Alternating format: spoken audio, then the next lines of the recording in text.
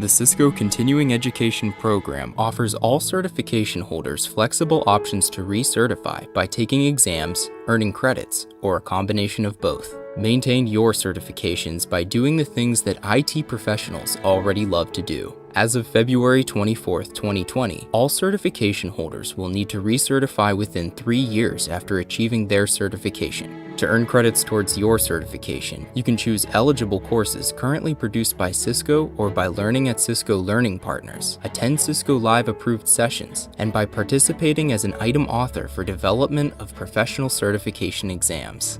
By earning continuing education credits through any one or combination of these methods, you will be able to recertify and maintain your certification. In addition to these continuing education program changes, we have added a continuing education option for each certification level and updated the requirements for CCIE. For the associate certification, earn 30 continuing education credits. For specialist, earn 40. For professional, earn 80, and for CCIE and CCDE, earn 120 continuing education credits to maintain your certification. Maintain, grow, and diversify your skill sets by using our flexible options to validate skills and recertify your existing certifications. Learn more by visiting www.cisco.com/go/continuing education.